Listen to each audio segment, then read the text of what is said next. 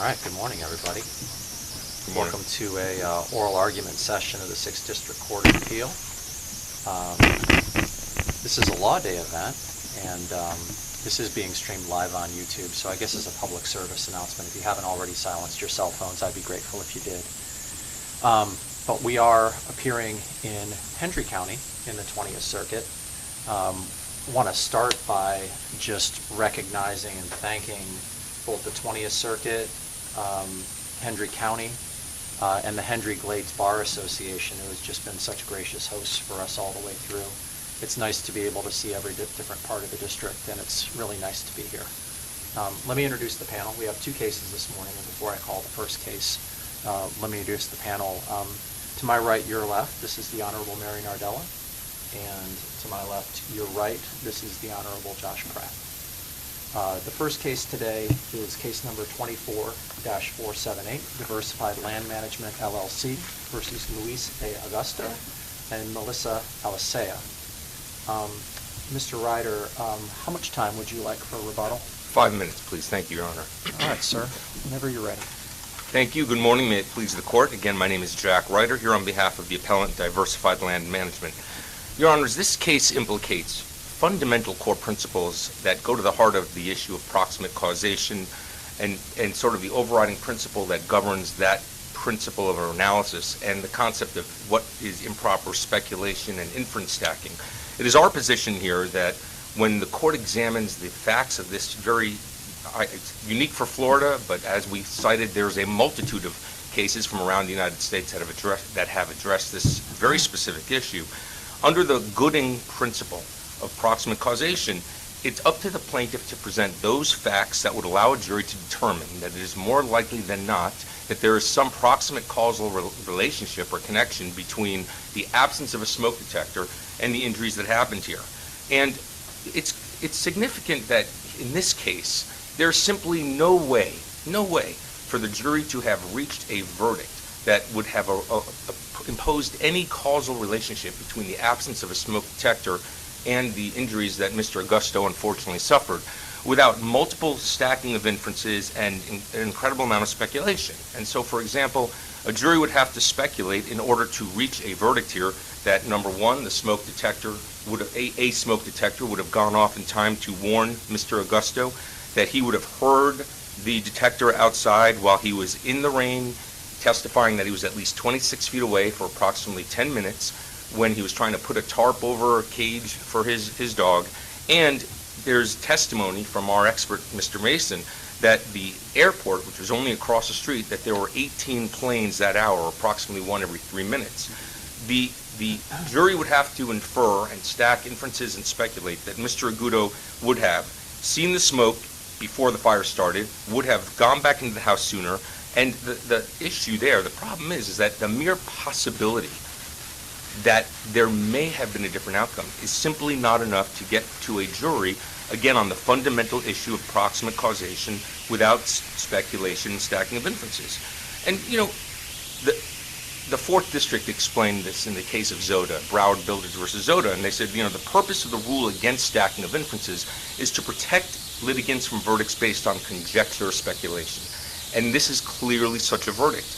And, you know, it's important to note here that the plaintiff has not cross-appealed the order that limited the expert, Fleming, the fire expert. Before you move on to that, I think I'm definitely want to ask your colleague about that line of argument that you just made. I think just from reading his brief, though, the response would be that there was a smoke alarm demonstration in front of the jury. And obviously, you know, we instruct jurors that they don't leave their common sense at the door when they come into the courtroom. You've got a open door to the kitchen, and he's outside that open door. So I think the argument in response was, and I suspect would probably be, unless I'm missing something, would be that based on those two things, this became an issue of fact for the jury. How would you respond to that contention? Sure. Very simply, Your Honor, our position on that is that you still cannot derive, assuming, the jury heard the smoke detector, but they heard it inside the courtroom and they heard what the smoke detector sounds like.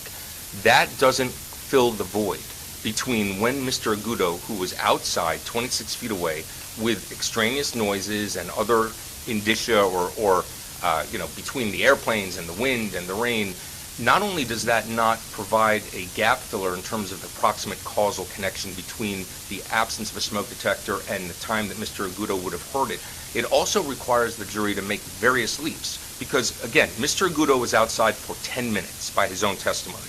So there is no way to ascertain at Is what... this Augusto, just to make sure that I'm pronouncing it the right way? It's Augusto, not Agudo, right? Yes, I Okay. apologize. No I worries. said Agudo. Yeah. It's Augusto. Yes. So Mr. Augusto, the plaintiff, he testified he was outside for 10 minutes. So there's no way, the fact that the jurors heard what the sound of the alarm was like indoors doesn't account for the fact that within that 10-minute span, there's simply no way to ascertain at what point the smoke detector would have gone off, whether he would have heard it, and when in the chain of events it would have gone off such that it would alert somebody outside. And then, of course, we get to some of the most fundamental components of that, and that is this notion that he re-entered the home from the outside. And I want to get to that because I think that's a very significant point, because that really constitutes sort of an intervening event that really cuts off proximate causation. Yeah, but before you flip from Before I get to that, one argument to the other, I wonder, and I don't know if you've given any thoughts to any analogies. The only ones that I've been able to come up with are imperfect. And I think what you're saying is, the way that jurors can perceive things in a quiet, well-lit courtroom might be very different than how a plaintiff or a defendant or a witness might perceive something outside and in different conditions.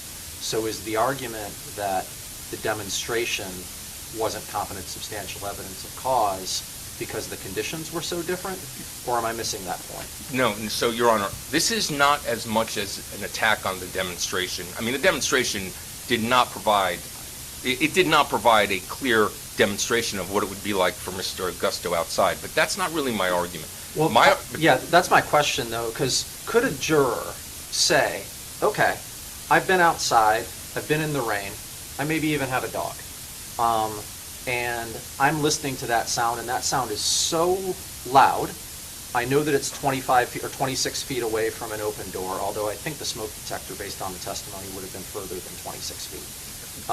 I agree with that, Your Honor. So could they just not say, hey, I'm not expected to leave my common sense at the door, I could have heard that?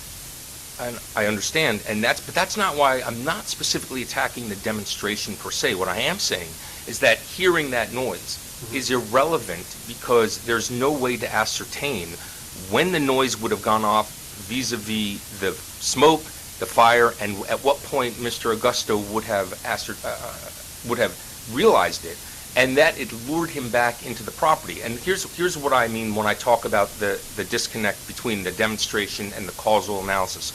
It really goes back to their expert, and here's why I say that. When they had an expert, Mr. Fleming, and Mr. Fleming was very, very strongly limited, and plaintiff has not cross-appealed that. And the reason why I highlight that is because Chief Fleming could not testify that if the smoke detectors had been installed, they would have warned the plaintiff before the grease caught fire. He was not allowed to testify that if the smoke detectors were installed, they would have provided or afforded sufficient time to avoid the fire. He was not allowed to testify that Plaintiff Augusto would have had sufficient time to go back inside before the burning grease ignited into a fire. He was not allowed to testify that the smoke detectors would have even alerted Augusto. He was not allowed to testify that Mr. Augusto would have heard the smoke detectors while outside, and he could not testify that Mr. Augusto would have been able to hear and appreciate the significance of the alarm even though he was home but outside. The most important thing to me in that regard is that the judge concluded that Mr. Fleming could not testify, and there's no other evidence in this record to support the fact that Mr. Augusto would have heard the detector before the grease caught on fire. And that's the key. What if we change the facts of this case just slightly? Let's say it wasn't the 26 or plus feet, it's 5 feet from the doorway. Does that then change the argument? And if so, where are you suggesting we draw that line where it's reasonable for the jury to infer one thing, but now it's too far away for them to use their common sense and infer the other? Okay, so it doesn't change the outcome, Judge Pratt, because my analysis does not hinge, my argument does not hinge on the idea solely of the inference stacking, the speculation. It also goes to the fact that a person who's outside should not, well, a person who's outside and comes back in voluntarily to combat a fire, that is not, there's no correlation in terms of approximate causal connection between the absence of the smoke detector and a person who chooses to re-enter the structure. Before I go to that with a little bit more, I want to focus on that more specifically, but I just want to say, as it pertains to this issue of the speculation and inference stacking, Chief Fleming, an expert, a fire expert, was not allowed to testify that by the time the smoke would have started to be emitted from the property and that Mr. Augusto might have heard a detector, that the fire may not have already started. And that is the critical point. There's no way to close that inferential, speculative, conjectural gap between when did the smoke start to come out and when did the fire actually erupt. Chief Fleming couldn't say so, and so the jury can't. It was a wild guess. And what I mean by that is that we can, let's assume hypothetically that there had been a smoke detector. And let's assume that the minute that smoke detector went off, Mr. Augusto heard it and ran back inside. Nobody can testify that the fire hadn't already started. It's pure speculation and guesswork. Chief Fleming was precluded from testifying about that explicitly by the trial court, and plaintiff has not cross-appealed that decision. So if the expert couldn't do it, then how I would respectfully submit, then there's no, the jury, common sense cannot fill the gap of whether or not by the time the smoke would have started to come out and Mr. Augusto made it back to the house, the fire wouldn't have already started. And so let's turn to this issue of the idea that a smoke detector fundamentally is intended to warn occupants inside a dwelling about escaping, to get out. Counsel, how do we determine what the purpose of a smoke detector is? Is that a legal issue or a factual issue? It's interesting, but I would say that whether the court looks at it as a legal or factual issue, we get to the same place, and here's why. The only testimony on that came again from plaintiff's expert, Mr. Fleming, Chief Fleming. Chief Fleming testified, his testimony was that smoke detectors are intended to alert individuals to escape from a fire. And he testified to that at multiple times when he was confronted with this issue. He talked about the testing and the rationale as to why they were specifically utilized. I believe that was here at the record 16302. This is Chief Fleming. The smoke detector is intended to allow a person to escape the zone of risk. The plaintiff's expert testified that a smoke detector is designed to facilitate escape.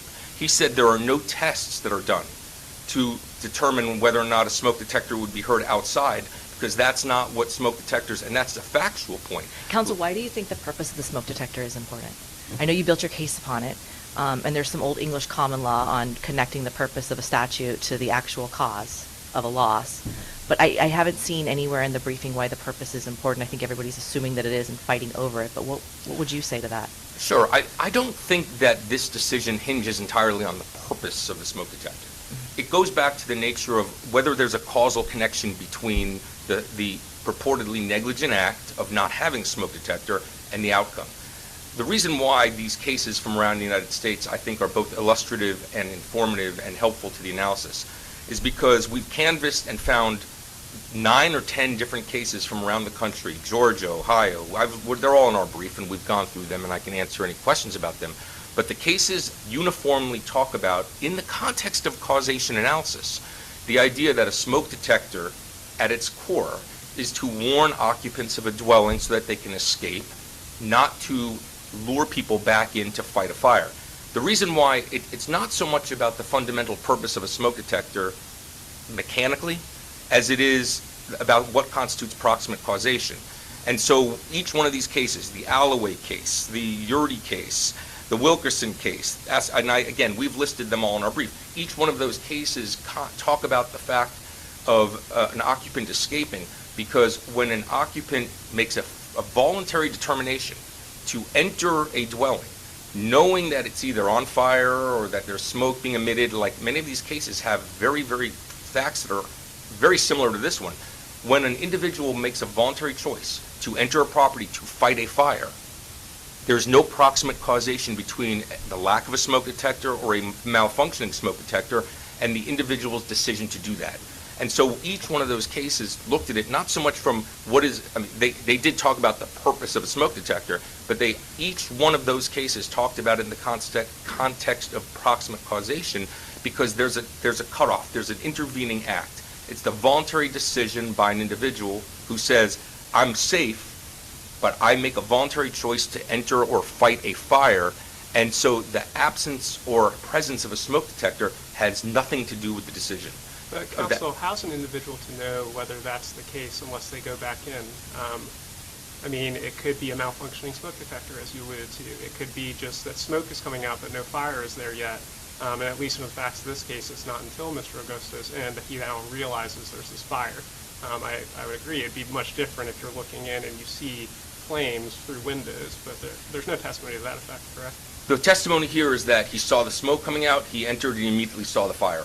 He wasn't trapped. This isn't a situation where he had to go in and save his dog or somebody like that.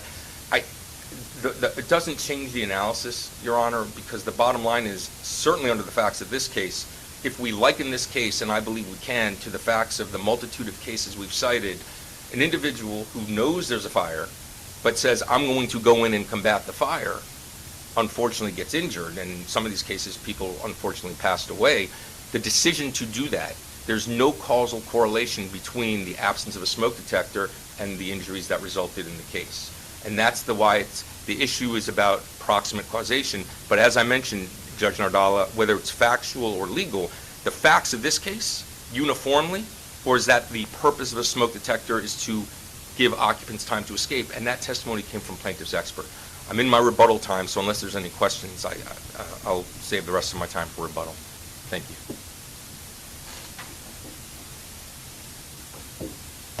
Mr. Lee?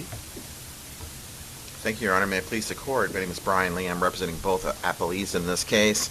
Mr. Augusto in particular, which I'll be talking about because he is the one that was injured in this particular case. I wanted to start by kind of going back to just the core of this case, which is it's a directed verdict issue that's in front of the Court. It's whether or not the trial court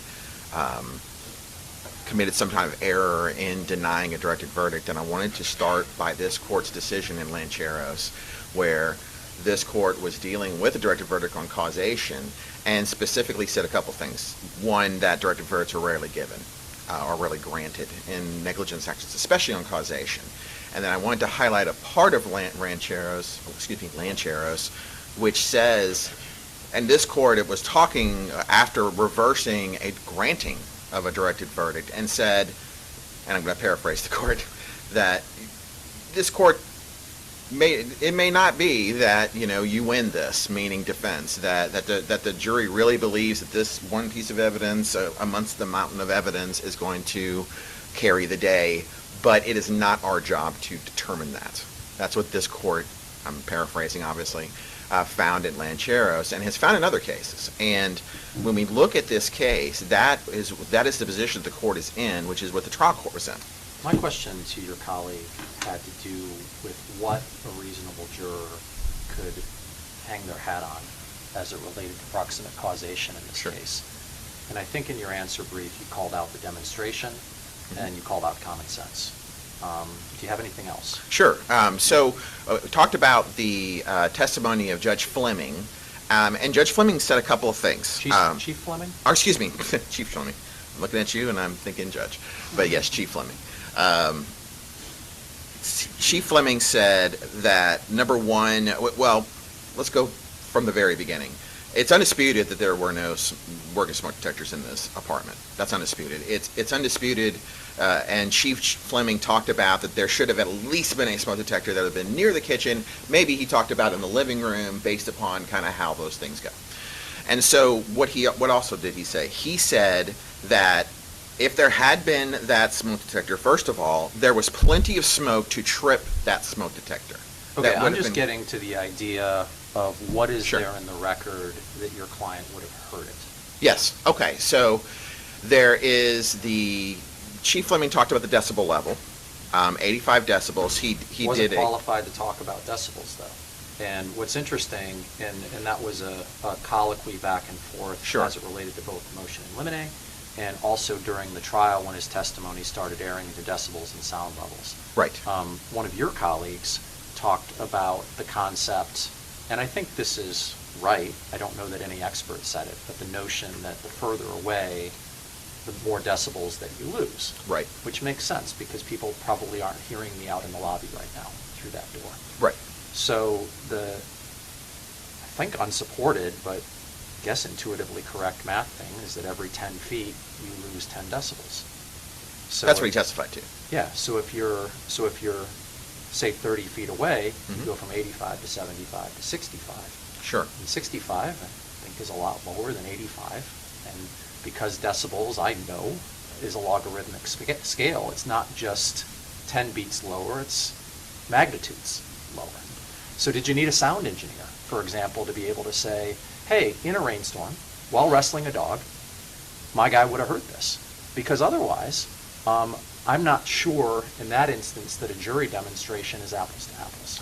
I don't believe we did, and here's why. So the testimony that Chief Fleming set a baseline of, it's 85 decibels, this type of smoke detector. Now, again, would the jury have known what an 85 decibel sound was if they hadn't heard it? Maybe not, but they did. And so Chief Fleming brought a smoke detector like the one and said, this is the one that is going to be 85 decibels, and played it and let it go off, alert for the jury. Now, the jury can... We don't even know how far away, though, the jury was from that 85 decibel demonstration, because that's not Sure. in the record. No, So again, like maybe they knew what 85 decibels was in a quiet courtroom, but I'm just wondering about their ability to have anything to hang their hat on for causation when that wasn't the situation that your client was facing. Sure, and I think that's sort of the starting point, and this was argued at trial, that if there is a, I guess, reasonable inference that the jury would do in this case, or make, is that they knew the sound, they knew that that's what it would be there. The inference is whether Mr. Augusto would have heard it from where he was. That's the reasonable inference that can be drawn.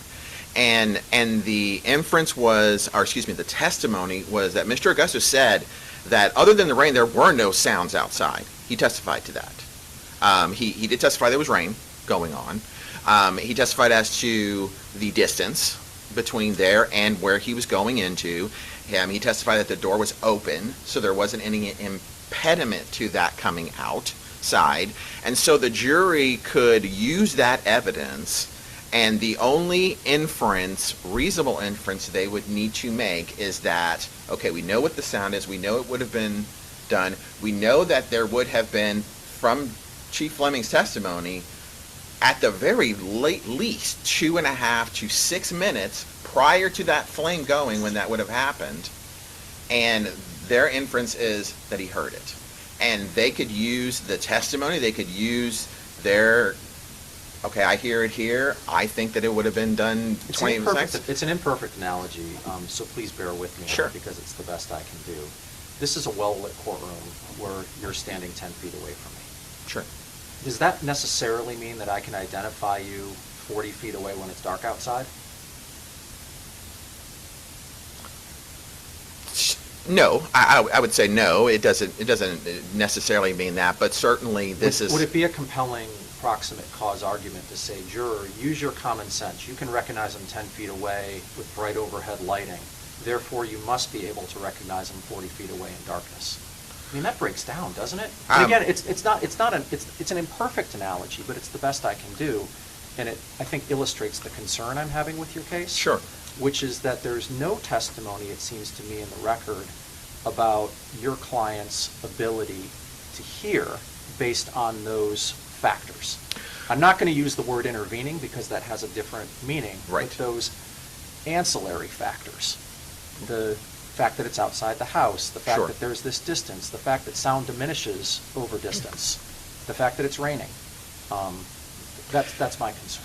Right, and I understand that, Judge Traver, and what I would say is that at the end of the day, there were as the court knows, this was argued throughout.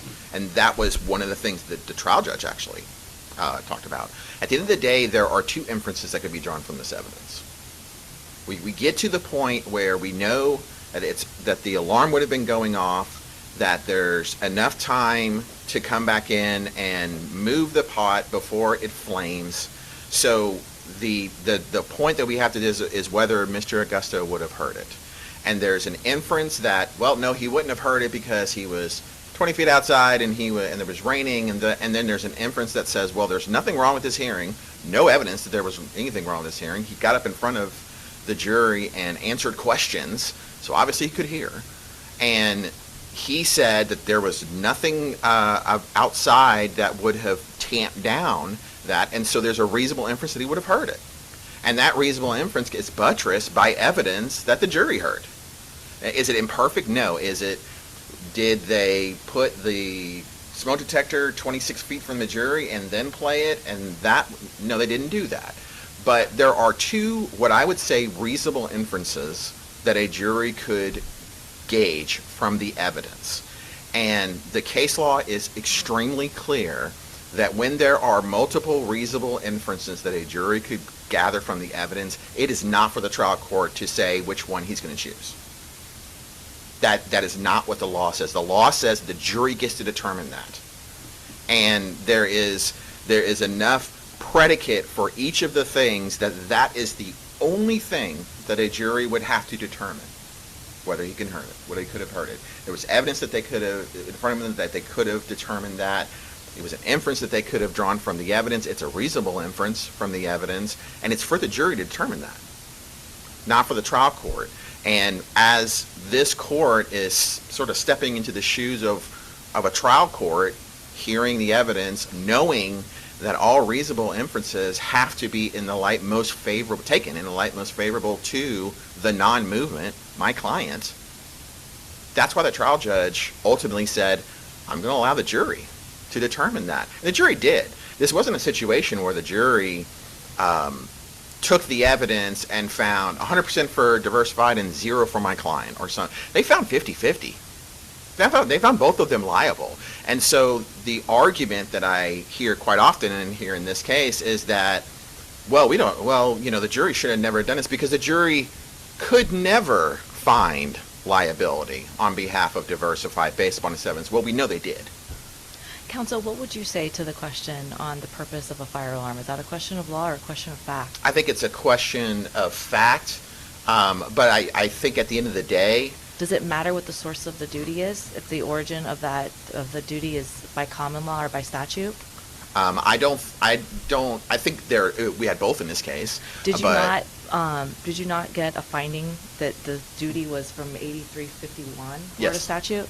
Correct. But you did not get. Did the court also find that you had that Diversified owed you a common law duty or just a statutory duty? They found that there was a duty under the statute. There, as far as common law, that was something for the jury to determine. When it runs under the statute, is that not a question of interpretation? It's. I think it's an interpretation of whether there is a duty under the statute. The statute defines what a smoke detector is. Would we not take that into consideration when determining the purpose? You could certainly do that. I think that the testimony from, I think it's a little different. I saw the testimony a little different from counsel here. Chief Fleming talked about a smoke detector as its primary duty, which is in the name, to detect smoke and to give an alarm when smoke comes into it. Well, right. The statute says it detects particles of combustion. Particles of combustion. He, as the court probably knows, went into a lot of testimony about what that is and what the different kinds of would be. But yes, that is what it is. It's to detect.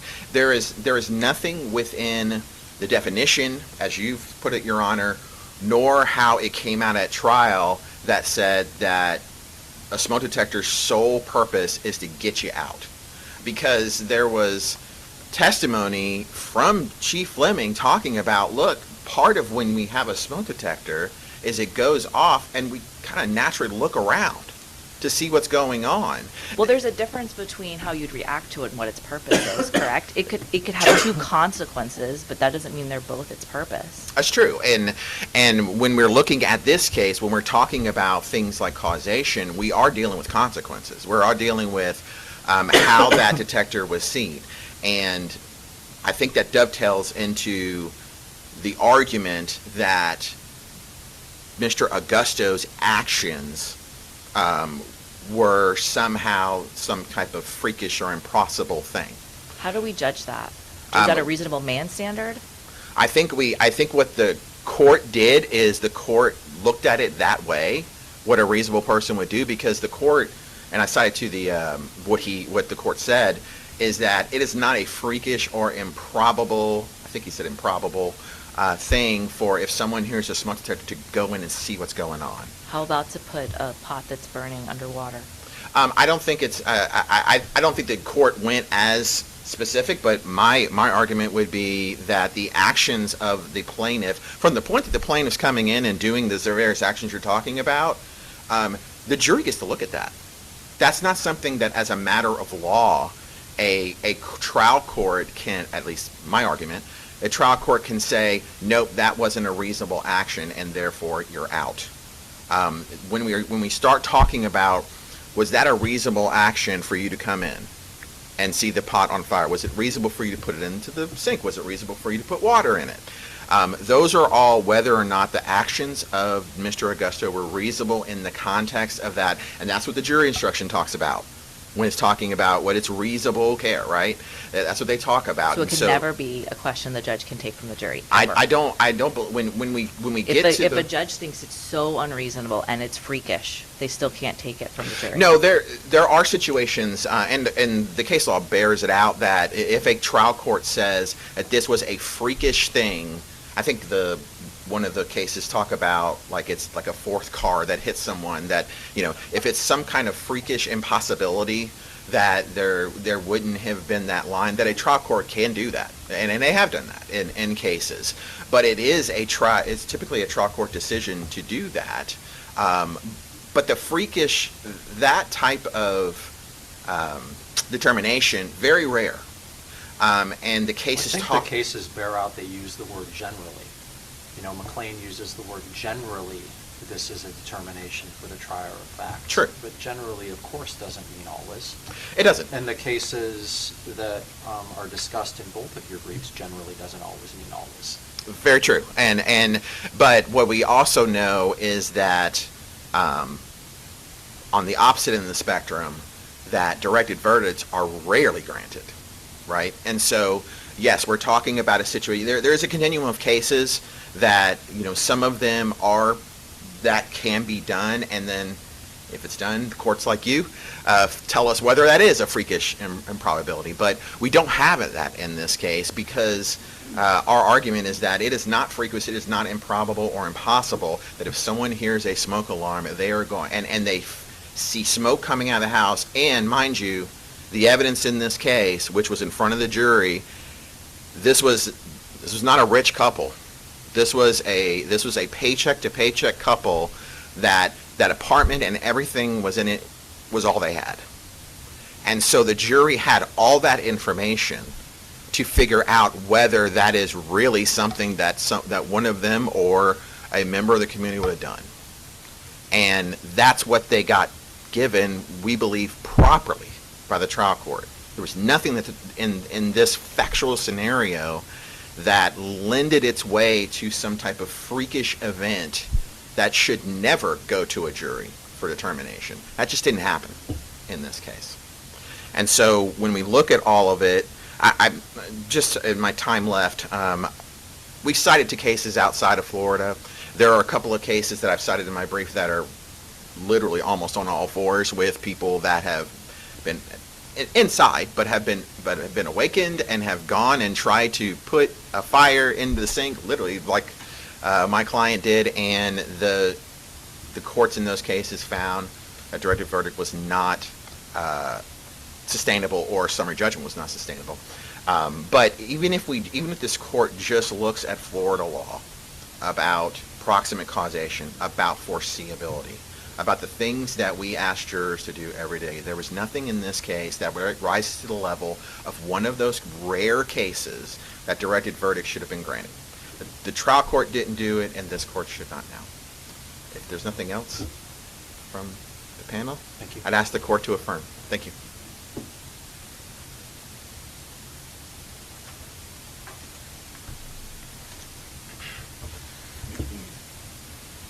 Thank you. First of all, to this point of whether Mr. Augusto could have heard the noise, let's be clear about that.